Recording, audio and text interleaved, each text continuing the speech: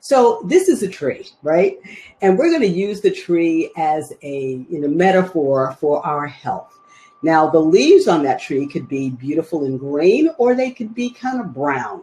And when the leaves are brown, things like diabetes, cancer, anxiety, hot flashes, obesity, all of these things start to change those beautiful green leaves, our health, into these brown, ugly, crinkled up things. And traditional medicine, what traditional medicine does, and trust me, I was a plastic surgeon for over 20 years. I was very much in that traditional medical model for quite a while.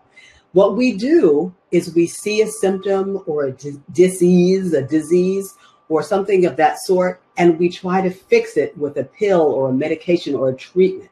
So I liken that to, if those leaves are brown, someone would take a bucket of green paint and paint those leaves green, right? They look beautiful, they're green again, but guess what? Underneath, they're still brown and rotting.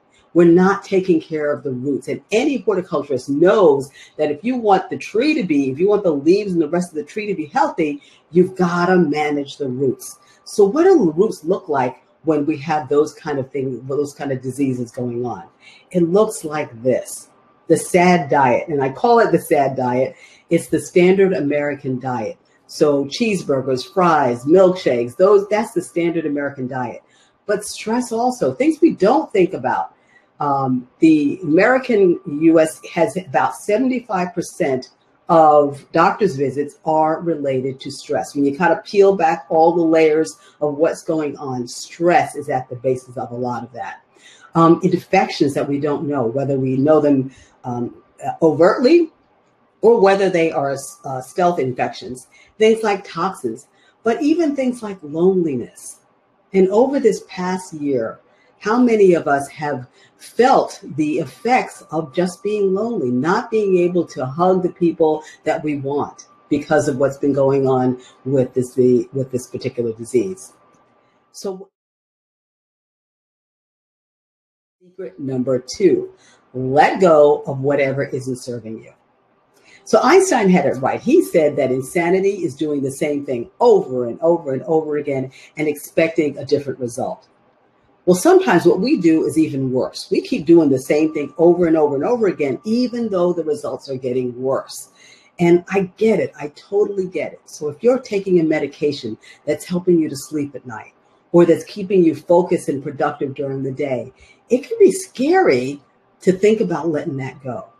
But if you're holding on to something that tight, you are just surviving, and you deserve better than just surviving. So Marty was actually my very first client. I call them clients and members now. I used to call her a patient. And when she came to us, she did her intake form.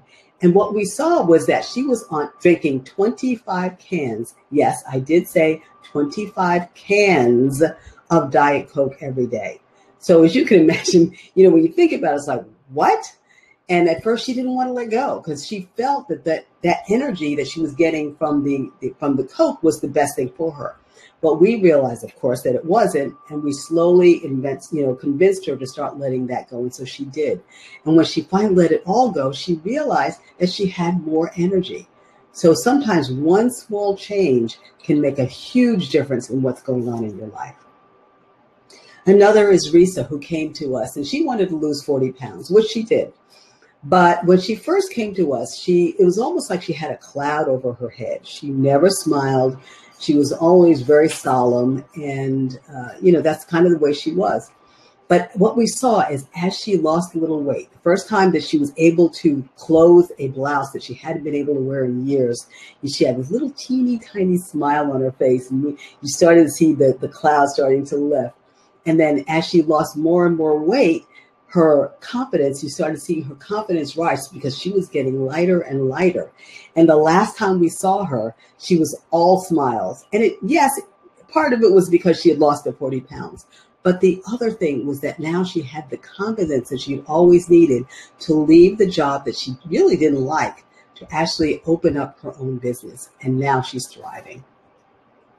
So it's important to be able to let go. And sometimes it's food, like it was with Laura, letting go of watermelon. Sometimes it's family. And I say that, everybody's got an Uncle Ned, right? Uncle Ned's the guy who comes to Thanksgiving dinner and he's talking politics and religion and just making everybody miserable. So sometimes you got to just leave Uncle Ned in the plane. When you're taking that leap into life yourself, sometimes you're going to be leaving other people behind, and that's okay. And the third thing is false beliefs. So how many of us believe that if mom had diabetes, we're going to have diabetes? If dad had high blood pressure, that we're going to have it too? Well, I'm here to show you, to give you proof that no, that's not the way.